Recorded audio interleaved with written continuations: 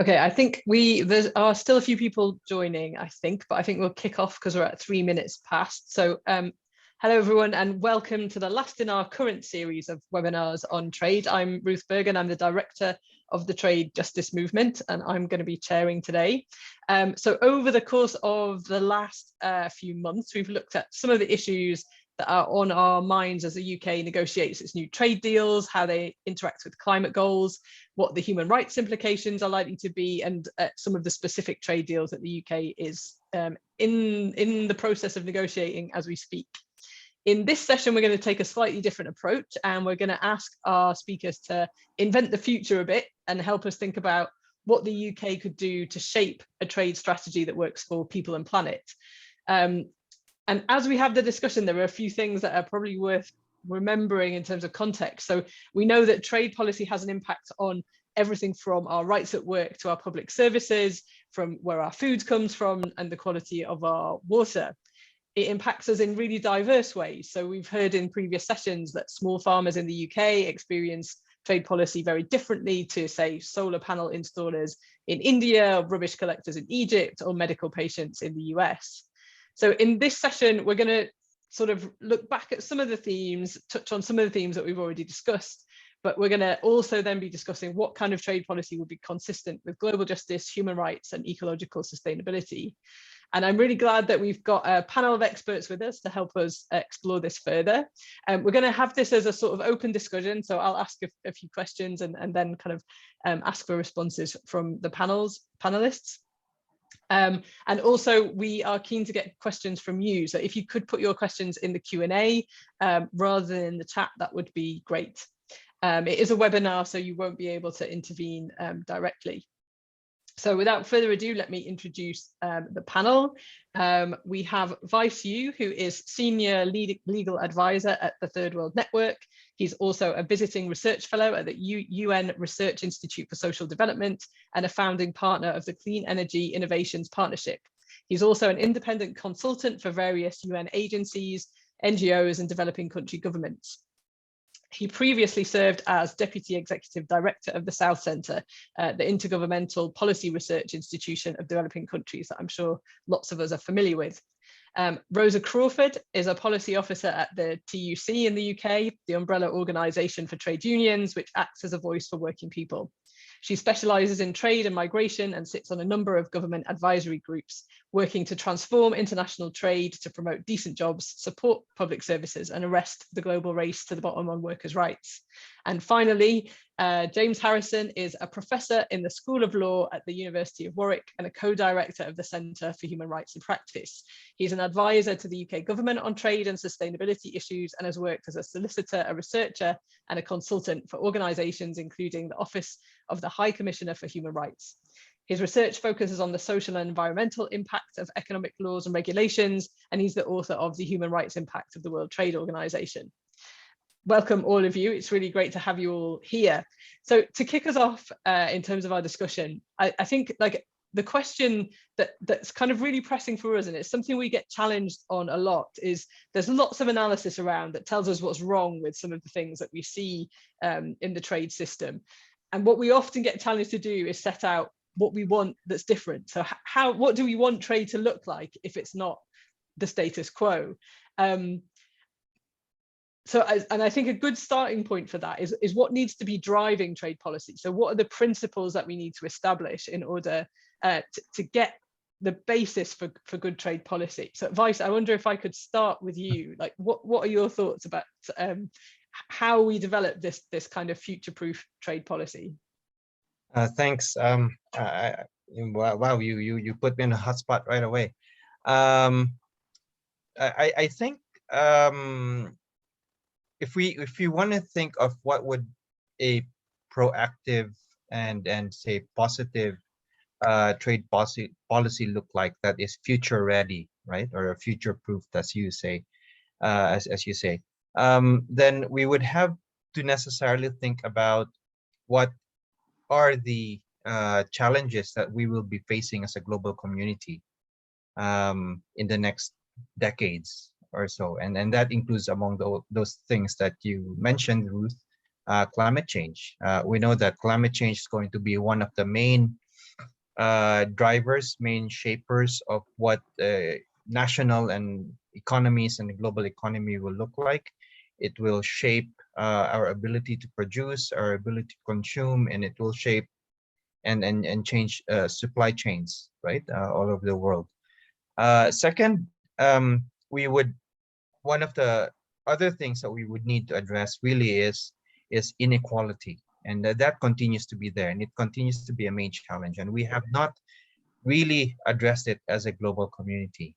Inequality is very much extant in both the developed developing country divide across many fields, not just in the economy, but also in the digital economy, in terms of the vulnerabilities and resilience and many other things. And then third, I think it's the issue of so how do we create sustainability in the face of all of these challenges. And so there we would necessarily have to look into what kind of global and national economies are we looking at, or local economies are we looking at, that would allow, for example, lower levels of consumption in the global north, and maybe higher levels of access to needed resources in the global south, for those that are either resource poor or energy poor, or income poor in the global south. So there are different things that we would be looking at, and I think the encapsulation of that is something built around three key concepts. One is environmental sustainability, another one is about equity, and the third one is about development. And it's the sort of like the linking of these three main concepts that we need to look at in terms of thinking of what kind of global trade or multilateral trade policy regime should we be pushing for in the future.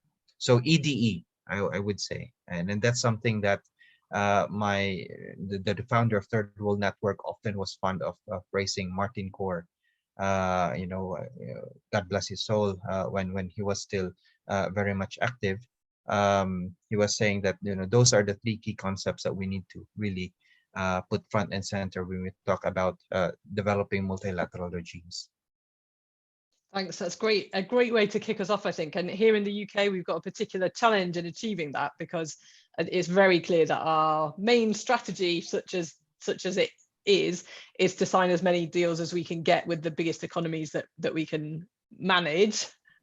And at the same time, we now have a development strategy that's orienting towards trade and investment without very much in the way of sophisticated analysis about what that actually means. So James, I wonder if I could turn to you. So I know you've been working on environmental sustainability within trade agreements and looking at kind of what exists already. Are there good examples of things that we might be able to follow? Are there things that you think we should be proposing to sort of try and steer the ship here in the UK a bit more? The simple and depressing answer is probably no. So I think, when you hear Vice talk about the objectives that we're after in terms of reducing inequality, tackling climate change, creating sustainability, trade agreements are not really taking, I think, those issues very seriously at the moment. As you say, the UK, I don't think is alone in, being driven by this sense that what we do is try and sign trade agreements to increase business, increase trade, and have an effect on GDP, I suppose, is the kind of argument that's made primarily by trade ministries. And then I think, there are structural problems in that often these sustainability agendas that we're looking at, environmental agendas, are pushed by outsiders who are trying to get the trade regime to take them seriously, but they're kind of implemented by trade bodies, DTI, the Department of Trade and Industry in the UK, DG Trade in the EU, and departments for foreign affairs and trade around the world, that are often not deeply wedded to those values. And so as a result, you often get words on a page that don't translate very well into kind of action in reality. And so I think one of the things we really need to do is think about who's negotiating our trade agreements, and try and get some of those environmental development voices around the table. And I think DGM have done a lot of great work on the democratic issues in and problems and deficits of the creation of trade policy. And that's part of the answer. I think also there's an issue of the ministries that are actually involved, the government officials who are negotiating these and trying to rethink that a bit. So yeah, when we look at the trade policy that's negotiated at the moment, I think what we generally see is sort of generalized trade agreements that might have a chapter on trade and environment or trade and sustainability. And those, when we look at it as a researchers, we try to understand their effects in practice. We find that those effects are very negligible. And so we need to move to something very different. And so there's interesting models, the ACTS agreement being negotiated by New Zealand and other countries at the moment, has some kind of interesting ideas in it, I think, about promoting environmentally friendly trade and environmentally friendly products. I think we also need to try and reduce trade in environmentally unfriendly products. And there, I think there's some really interesting stuff coming out of the European Union. So, for instance, a new regulation that's being proposed on deforestation-free commodities, which attempts, I think, in a serious way to tackle that trade. The issue is, I think, there that you've got something unilaterally proposed by the EU, and the question is, how does that then take into the conditions, the inequality, those kind of issues that Vice was talking about in a range of other countries across the world. So there's a lot of thinking to do, I think, because that unilateral trade agenda is getting stronger about then how those kind of policy instruments that maybe look more effective in tackling the environmental issues also make sure that they take into account the social realities of conditions in countries across the world. Thanks, James. I want to turn to Rosa, but for me, Rosa has now frozen. Rosa, are you still with us? Okay, I think Rosa may need to join back onto the call. I'm hoping we'll get her back soon. So I'm going to move on to my next question, which is, we know that the WTO is both really key in terms of setting the rules, the rules that end up forming the basis for bilateral trade agreements, but also set a particular set of rules that it's a bit kind of one size fits all. So we have this dilemma. Is multilateralism good because it means that we're taking everyone with us and maybe we can aim at a set of shared values? Should we be trying to put our efforts into that multilateral system to reform it? Or is there too much of a tension with the sorts of aims that you've been talking about? So what roles should we envisage for the WTO? How do we make it work for the things that we want to see? Vice, I'm going to go back to you. Thanks for that, Ruth, and thanks, James, for those thoughts.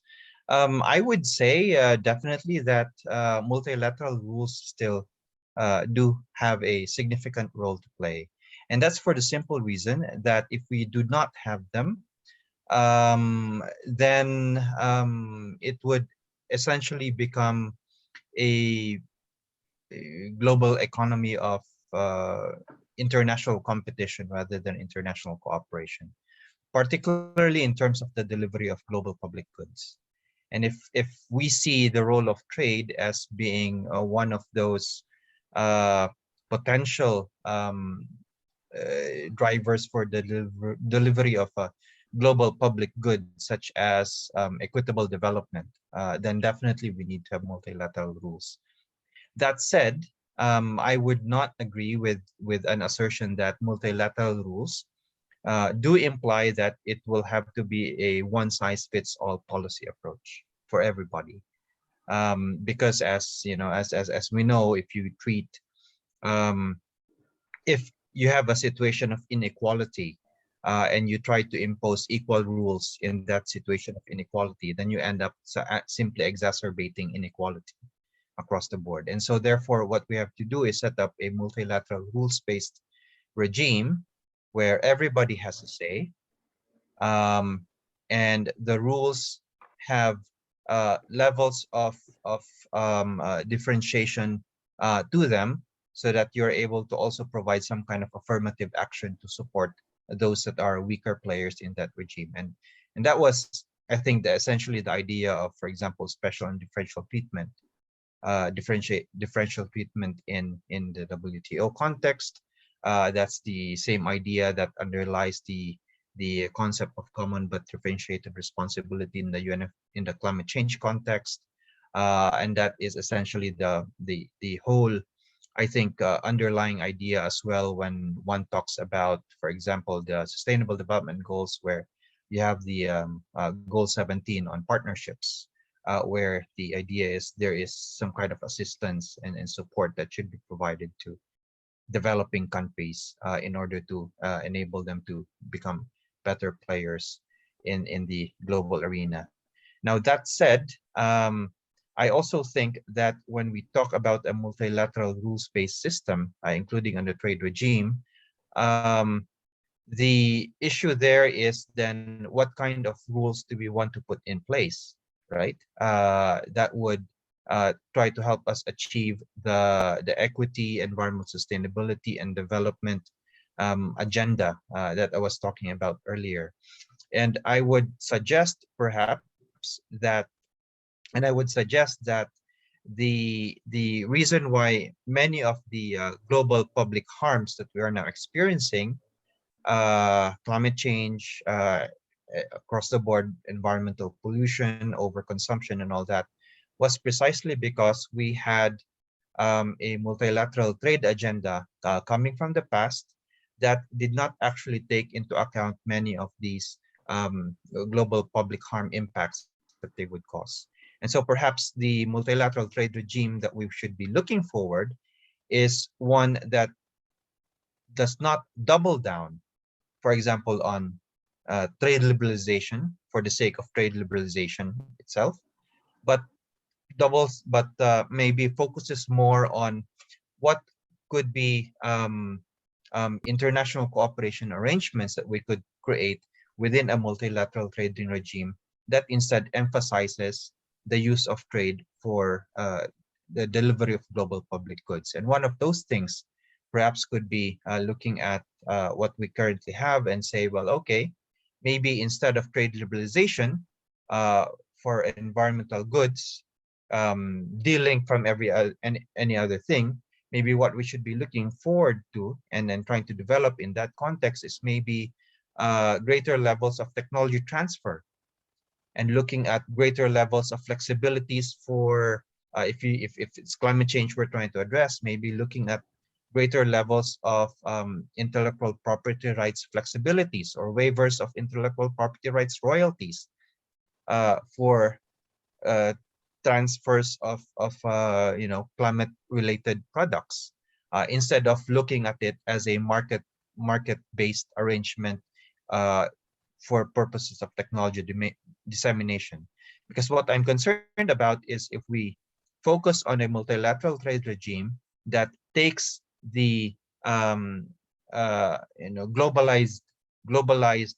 trade liberalization imperatives of the past and imports that into what hopefully would be the future, then what we're actually doing is simply replicating the past and pushing it forward into the future, and then creating the same problems that we now have again.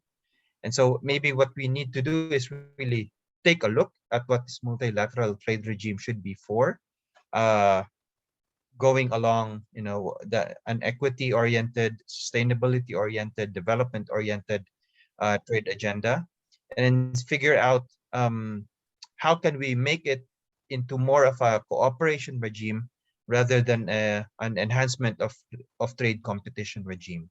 And and there are many things that could be done there, and I can discuss that later in the seminar. Thanks. Thanks, Vice. Could I just ask you a sort of related question on that, which is that so some of the reasons why the WTO agenda has been how it has been is because effectively, for very practical reasons, sometimes it's the countries with the most resources and with the most diplomatic heft who set the agenda. And we saw that right in the early days of the WTO with the things that were priority areas. We've seen the failure to really live up to the promise of the Doha round, and now the drive for plurilaterals, which again tend to reflect the interests of the more powerful countries. How do you, like, if you're going to achieve these equitable outcomes, how might those things be rebalanced so that the interests of developing countries are better represented? Yeah.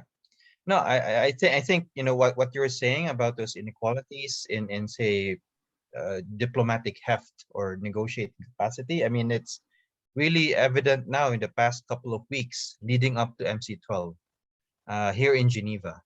You know, I just had a phone call earlier with a couple of diplomat colleagues working in some couple of the developing country missions here, and what they're saying is they're being run ragged. You know, meetings here and there, you know, across all hours, and since many of these delegations are small, they have to cover multiple issues, and they're not able to attend any of the meetings. And of course, the presentation by the WTO Secretariat is that all of these meetings are open-ended. So they're announced. So if you want to go, you can go and you can join.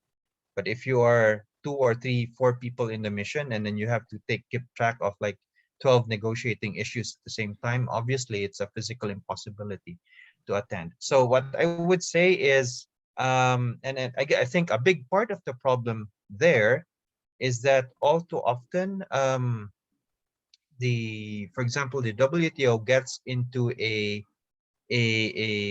how do you call it, into the self-perception that it needs to keep on negotiating, right?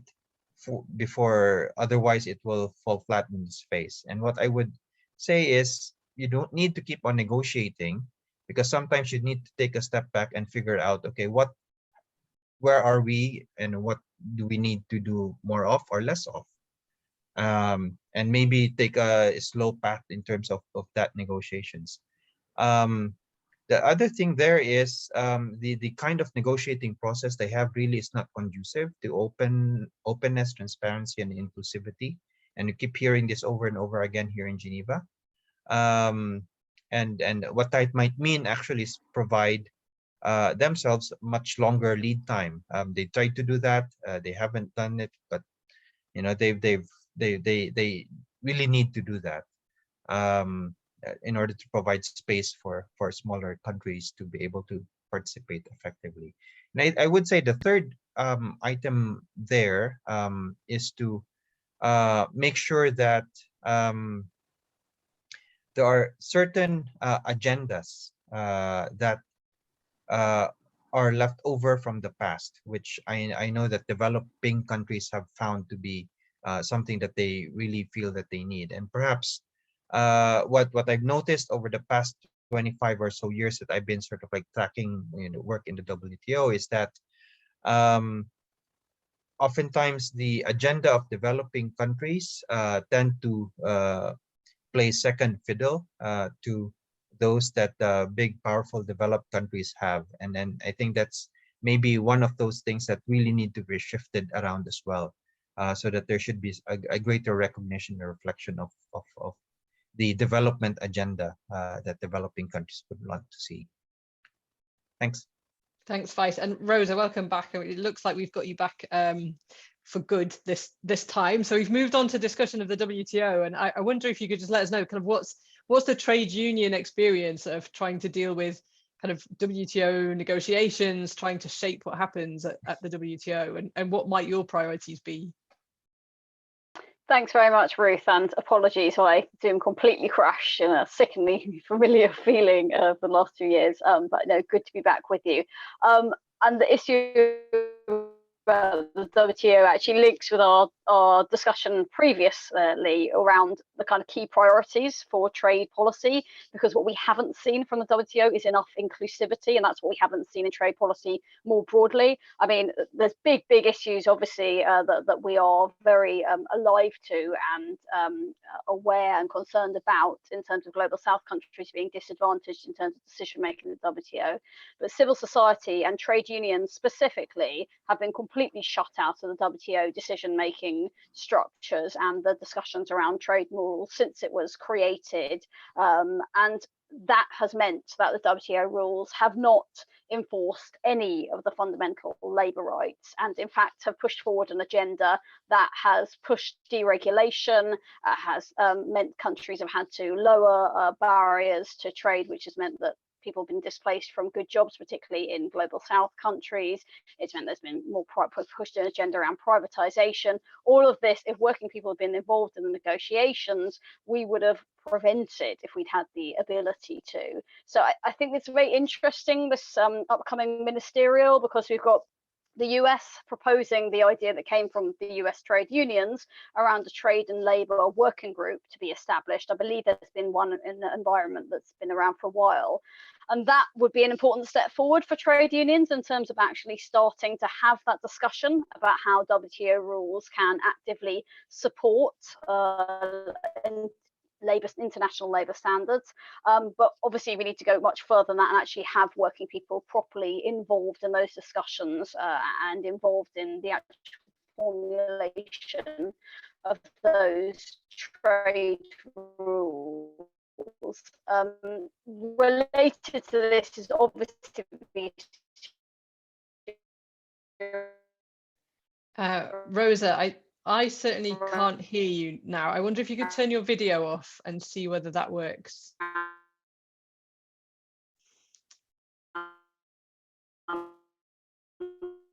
Okay, Rosa, I think we've lost you again. I wonder if you could have a look at your connection. I'm just going to mute you because internationally trade union for the waiver proposed by those. Oh, sorry. Okay, I think you're back, Rosa, but we did just you sort of cut out. Yes, sorry. I think we can hear you now. Can you hear me? Sorry, I'll try and finish this point and then I'll stop and try and get a more stable connection. I was only saying that it's very, very important for trade unions that we pursue the waiver being proposed by South Africa and India. And if international trade unions were allowed into the room, we would be supporting that proposal and preventing the global north countries from blocking it as they're currently doing. So that's a really important priority for us as well. And also just to flag the concern about the initiatives around e-commerce and domestic regulation, which trade unions regard as a critical threat to our rights. It can lead to a path whereby fundamental protections for workers' data and protections for regulation that we need for our employment and social rights to be preserved and promoted could be undermined. And the fact that WTO has been basically championing those, even though they're kind of happening in the margins, shows the influence of the global north over the global south. And again, if trade unions had that input that we need to have in the WTO, we would be preventing those initiatives as well. Thanks, Rosa, and hopefully we can get you on a more stable connection. So I think one of the things that I find really striking about the WTO is just how slow it is to respond. So we have huge kind of global issues playing out right now. You know, climate change already hitting. We have a pending food price crisis as a result of the Russian war on Ukraine. We have COVID still rumbling away in many countries, although here we sort of feel like it's over. And the WTO just so slow to respond, and with so much resistance from many of the more powerful countries. James, are there things that you think are possible in the multilateral space? Is the WTO the place where we look for it? Should we be looking somewhere else? What do you think? Yeah, I mean, it's difficult, isn't it? I mean, you know, both Rosa and Vicente talked about some of the inadequacies of the agendas that the WTO has put forward, and I think that's absolutely right.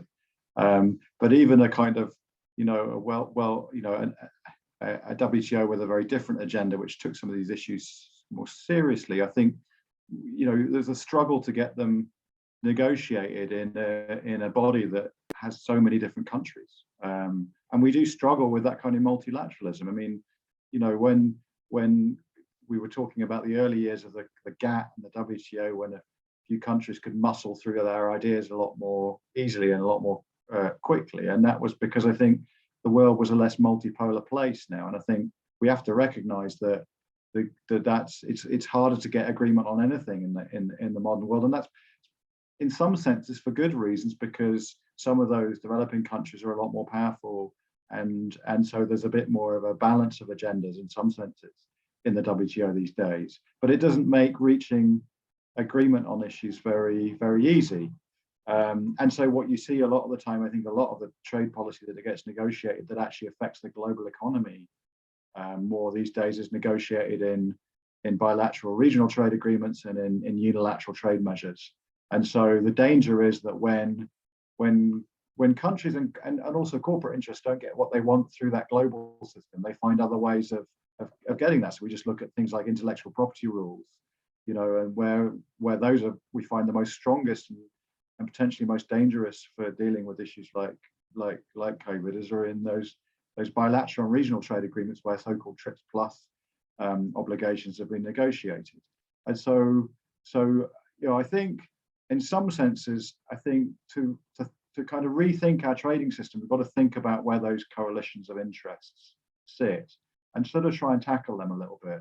And I do think one way of trying to rethink trade policy in a more cooperative way, as Vice was talking about, is actually to put the corporate interests that benefit from trade policy, that benefit from liberalization by being able to sell products around the world more easily, to think about the obligations that should be imposed on those corporate interests as a more central part of trade policy.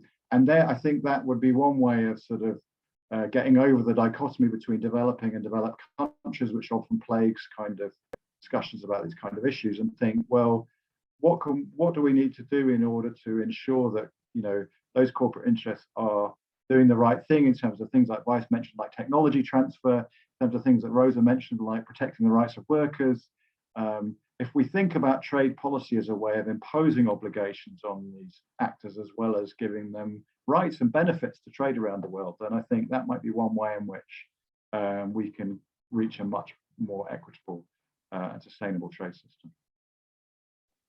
I've occasionally wondered about whether it would be possible to develop some sort of trade pass or trade passport for business, where they have to demonstrate certain positive things within their supply chains, that they're actually living up to some of the things we want them to, in order for them to access the gains of trade deals. So if they want to have inputs, you know, kind of import things at lower tariffs, they first have to show us that their supply chains are, you know, they are doing their due diligence, they are paying workers what they should be paying them, and so on. But so far I haven't had any takers for that idea.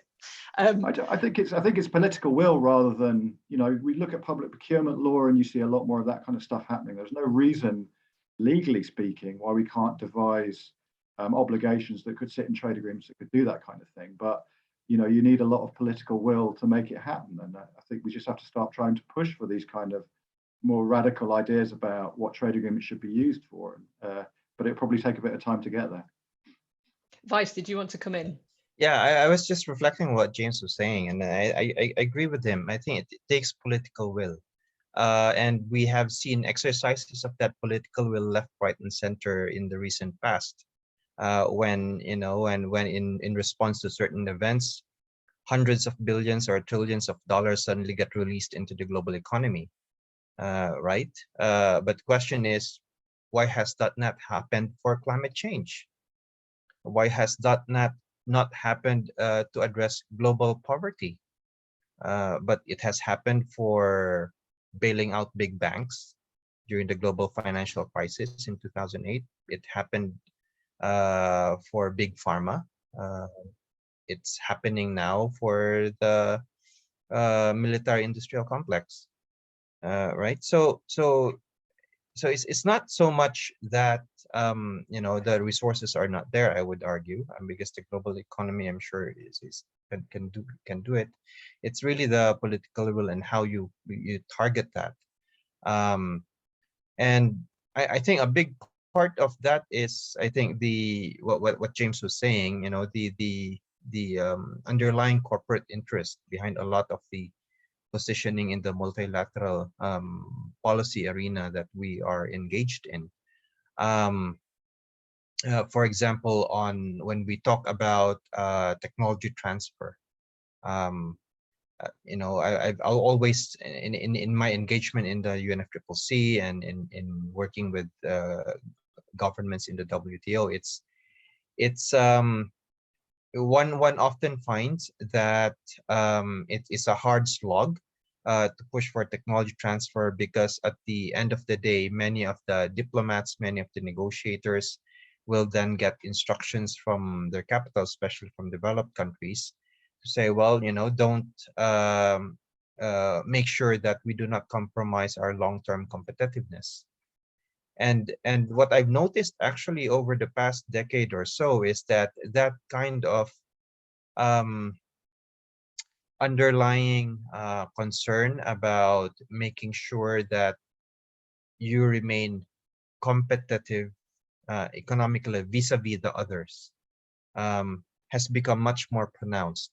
And so we are rapidly heading into a multilateral system where it's really more about crafting rules that encourage competition rather than crafting rules that encourage cooperation. And I would argue that in a context where we have global public harms, coming, crashing onto our heads, like climate change, we actually need more cooperation rather than competition. But unfortunately, that's how it's set up, because many of the developed countries, for example, continue to insist on stronger intellectual property enforcement, continue to insist on trade liberalization as the way for technology dissemination, continue to insist on looking at ways in which the trade challenges, for example, from China or from India or from South Africa could be minimized, and trade opportunities for businesses in Britain or the US or Canada could be maximized. And I would argue that that is not a correct way to go forward, because that actually enhances the problems that of the global economy that we had in the past and translates it into the future, when in fact we should be having more cooperation rather than competition. Thanks. I just want to remind our audience to put questions in the Q&A if you have them. Otherwise, I will just carry on asking questions. And my next question is, again, it's something that we're often challenged with, which is to say, don't we just need less of this? Don't we just need less trade? Don't we need to just reduce the scope of trade deals? Given the kind of challenges that we're facing, wouldn't it be better if countries were focusing on developing their own economies? And isn't that better served by actually doing less international trade? Rosa, do you have thoughts on that?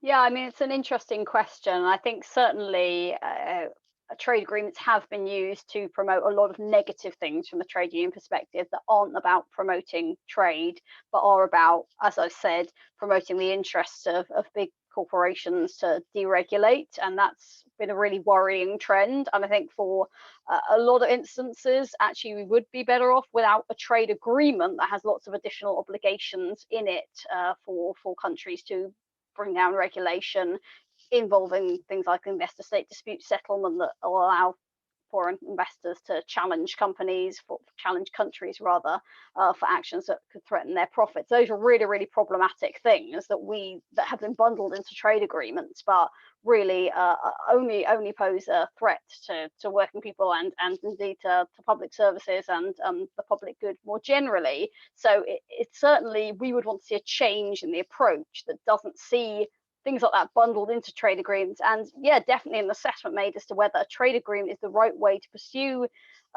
promoting good jobs domestically as well as around the world. And I think there can be a number of policies that do that without actually forming a trade agreement, and we don't have the negative impacts. So I'd certainly echo the concern that you raised earlier, that the UK government has rushed into signing trade agreements with countries all around the world as a way to kind of build up some kind of national prestige or to pursue this global Britain project without thinking what are the negative consequences for us, because we have concerns as unions that, for example, the Australia and New Zealand trade deals could open up public services to further privatization, lock in that privatization. Did we need those trade deals that are going to have negligible impact on our economy overall? Then we have a trade agreement with the EU that is too minimal from our perspective and actually should be much broader as a way to actually make sure that we can have a better flow of trade between the UK and EU that's crucial to promote jobs. So I think it's not about yes or no to the trade agreements, it's about which trade agreements and on the right terms. And certainly we should not be pursuing trade agreements that contain really problematic and harmful elements in them for workers' rights, public services, democratic decision making, etc. And I think that assessment has not been made by both the UK government or also the EU as well, that's been racing into trade agreements too often with dubious partners and on really problematic terms. So I think that's an assessment that does need to be made overall by countries, but I think it's a really important question that we keep asking. James, what about you? Any thoughts about this question we get posed? Shouldn't we just be doing less of it?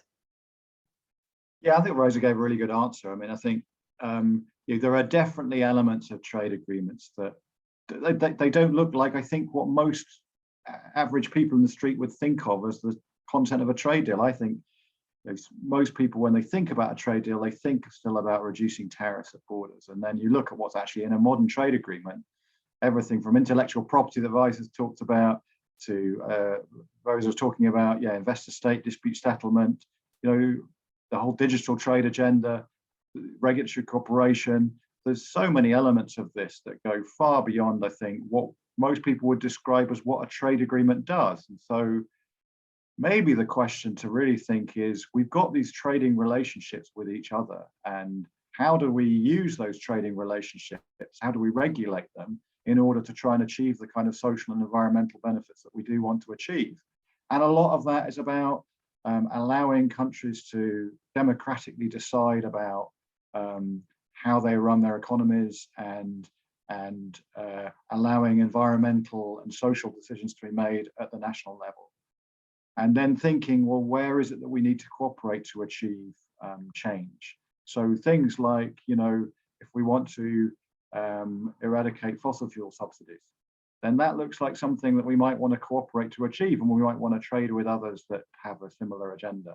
So I think thinking through what it is that we want to cooperate on rather than compete on, as Vice was talking about, and thinking about the kind of environmental and social objectives that we have, that we can achieve through these, what are the most sort of powerful legal instruments internationally we've got, right? Because unlike human rights courts or environmental courts, these are tied to trade flows, and so countries take them seriously, and then think, how can we use those to achieve those kind of objectives while only wanting to regulate stuff that we think we can't do effectively at the national level. That's great, thanks. And I have a question here from Julia from Oxfam, Germany, and she says, is there a chance that the UK will stop its post-Brexit anti-EU agenda and cooperate on a more green and social agenda? And what could the EU also do to help in that regard? Vice, do you have any thoughts for us from kind of outside of the UK and the EU, or on the previous question? I suggest that you guys in the UK answer that. I'm not familiar with your Okay, at all. I'll hand over to Rosa for that one then.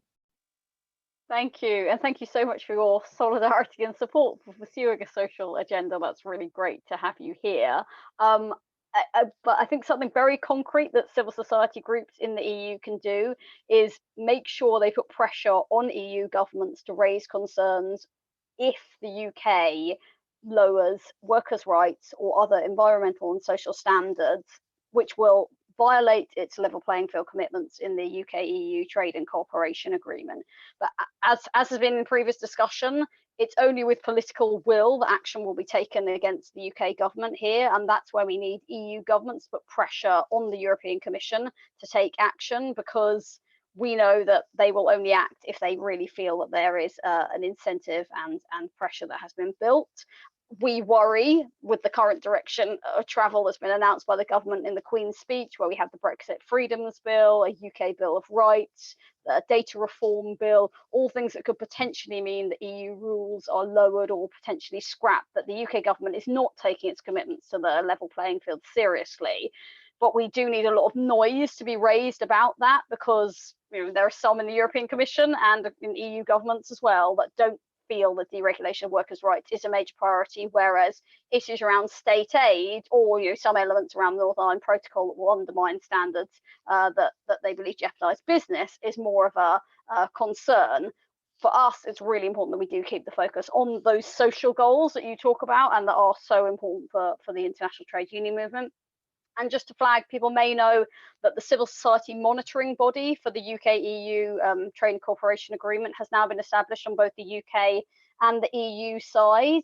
And that is the body that is tasked with holding both the EU and the UK governments to account in terms of not only level playing field, but all the commitments in the agreement. So I'd encourage people to liaise with the groups that are on that body, because that body can speak up as well and raise concerns when level playing field commitments are violated, as well as other commitments in the agreement. So that's a really important mechanism that I think we can use to keep raising awareness of those obligations that, as I say, I think the UK government wishes it hadn't had to sign up to, but it did as a condition of the agreement. But yeah, it's a really important cause. So thank you for your support in this.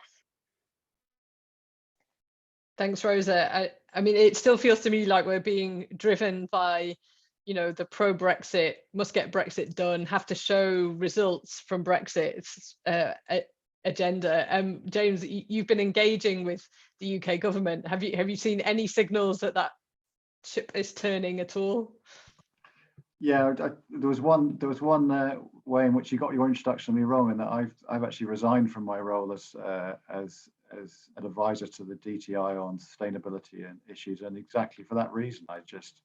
I think at the moment, sadly, academics like myself can put forward all kinds of ideas about how we think trade policy should work, but we have to feel there's some kind of political willingness to act on those ideas or take them seriously. Otherwise, it feels like we're just legitimizing a process that we don't really think is going to achieve much action. And at the moment, that's the way I feel about it. I don't see any signs from government that that sustainability agenda, that workers' rights agenda, that environmental agenda is being taken very seriously. And so my own decision was to step back from that role for exactly that. And I still do a lot more work on EU trade policy than I do on UK trade policy, which probably tells you a little bit about where I see the potential for change at the moment, sadly. So I think we do need a real change in policy direction in the UK. It's both, domestically, and Rosa's talked about some of the kind of worrying signs that we've had from kind of domestic legislative initiatives recently, but also I think trade policy in the UK feels very ghettoized. It feels very dominated by a trade agenda, which is very narrow, which is about signing trade deals and getting them done, and really isn't taking into account even the views of important domestic lobbies. You think about farmers and their problems with the Australia trade deal and the worries about that. I mean, even where we've got significant domestic lobbies that are saying there's a problem with these trade deals, it doesn't seem to be getting much purchase at the moment. So I think we've sadly, in terms of my engagement with trade policy with various different countries around the world over more than 20 years, I think we're pretty much at rock bottom at the UK at the moment, which means we can only get better in the future. I suppose that's one way of looking at it. Yeah, Vice. Yeah, I have a question actually, because I found it very interesting. If you see on the on our chat, which unfortunately is just visible to the hosts and the panelists, I posted there a link to a Guardian article where they looked at, where essentially they were saying that the UK has approved several new fossil fuel projects for oil and gas drilling since COP26. And what was interesting is that you've got at COP26 Alok Sharma and other high level people in the UK government saying the UK is going to be a climate leader. We're going to be going green and all that kind of thing. And then just barely 6 months later, you have all of these fossil fuel projects in the pipeline that's going to be approved. So I guess the question that I have for you is and those in the UK is, and then what gives, all right? I mean, with the government. I mean, of course, you're not alone. I mean, there are many examples all around the world as well in terms of governments sort of like being hypocritical about their, for example, their climate pronouncements, but doing exactly the same, the opposite. But one would have expected, perhaps, as COP26 president up to now, that that green agenda would have been relatively front and center as far as the Johnson government is concerned.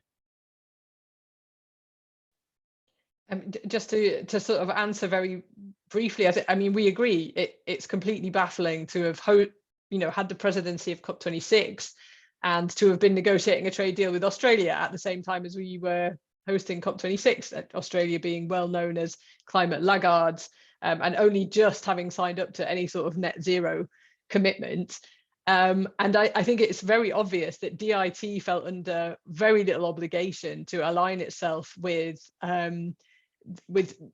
the UK's net zero commitment. When we had a conversation with the previous minister, their answer to the question, what is DIT going to do on this, was, well, we've looked at the sort of travel budget and what our buildings do. There was no thought being given to the impact of trade deals, and they are also signing deals where their own scoping assessments say that they will increase CO2 emissions. It's a marginal increase, we are always told, and therefore it doesn't matter. But it's the precise opposite of the huge decrease, which is what we need all of our policy tools to be aiming at. So I think it's absolutely the case that the UK's trade strategy, not that there is really much of a strategy, but has been allowed to operate in a silo away from many of our other commitments. So James and Rosa, if you have answers to that question, please go ahead. But also in the last 6 minutes, I'm also going to ask all of you just to say if there's one thing you would do on trade. So we have our Conservative government here in the UK for probably at least another 2 years. If there's one thing we could do in those 2 years, or in the UK or elsewhere, what would you do? So Rosa, I'll go to you first. The answer would be increase inclusivity and engagement with trade unions. We've seen the UK government shut out trade unions from all its trade negotiations, of trade deals negotiated to date, and as a result they haven't had effective mechanisms to enforce workers' rights and have had really problematic provisions on public services, lack of protection for workers' data, and then the other threats I've talked about. We've had the government also promising for over 18 months to include unions on this sectoral trade advisory groups that it set up, but it still hasn't done so. For us, that's also in real bad faith, and also out of step with approaches of countries like the US, where trade unions are routinely consulted on trade negotiations. So we need trade unions to be in the room to make sure we get the kind of deals that will promote good green jobs as well, and have the protections we need for public services and workers' data, and also have the inclusivity in the WTO and other multilateral fora to make sure that international trade rules also promote respect for fundamental workers' rights and protection for public services. James, what would be your one thing?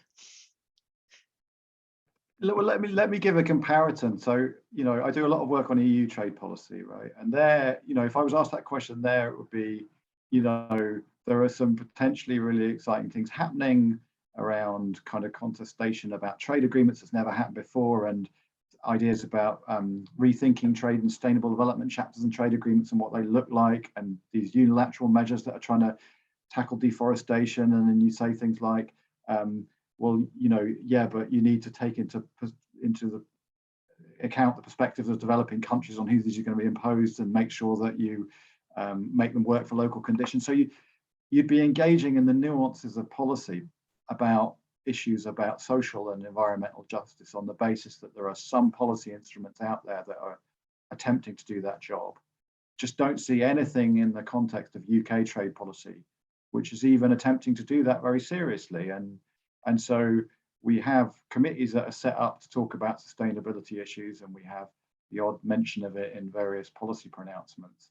But I mean, we just, to have a strategy on a serious strategy on trade and sustainability, trade and development, trade and labour rights. You know, we're at that kind of level where we just don't have the strategic vision about it. The policy making that we do have is an evidence-based. So academics like myself, who've done research all over the world to find out what the effect of trade agreements are, that just doesn't become part of the policy making process at all. And so as a result, you're not kind of making the right policy decisions about the trade policy you do get.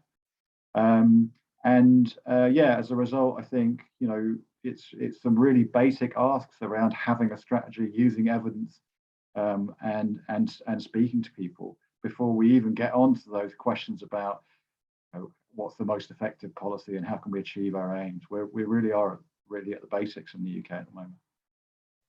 Thanks. And yeah, I think that evidence-based inclusive strategy has been a sort of driver of lots of the things that we've been doing over the past 6 years. Vice, how about you? One thing that we could do. One thing I think it's the narrative that we have to really deeply think about. All right, as academics, as activists, as trade unionists, you know, as civil society, you know, as people.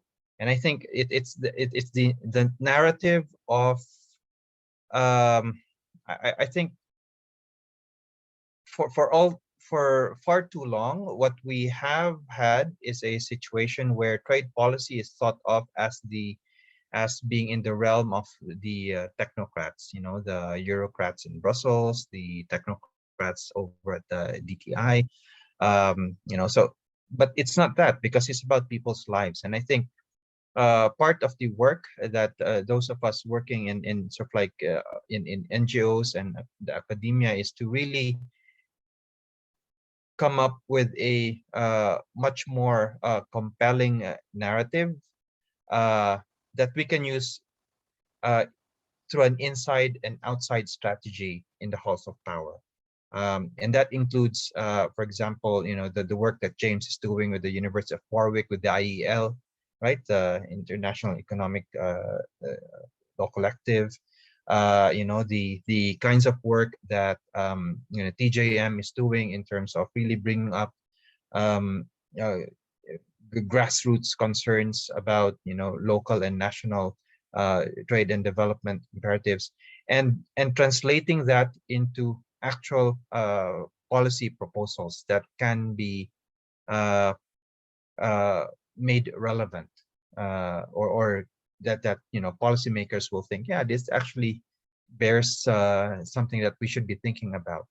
And then we have to also back that up with greater level of mass organizing. And I cannot stress this enough. I mean, I come from an organizing background myself, and I think we have a lot of hope in that area, because in climate change, it's a prime area for organizing. We see trade unions organizing as well, but we need to do a lot more of that, and that means engaging in the different workplaces, engaging in universities and schools, and then translating that organizing into political power, which means that you have to strengthen your political parties, and if they are not existent, or if they're not actually, you know, reflecting what you're saying, then maybe come up with your own, come up with new political parties, and then make sure that democracy works for you.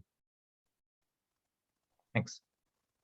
Very big picture to finish on there, but thank you so much to all of our speakers. We are at time, so I will draw us to a close there. And thank you also for all of our participants. I've just put something in the chat saying, please do send us some feedback. This is the last webinar for the moment, and we will be thinking about whether we do more of them. So we're really keen to hear from people about what they'd like to see us doing in a potential future set of sessions. But thank you very much. I will end it there.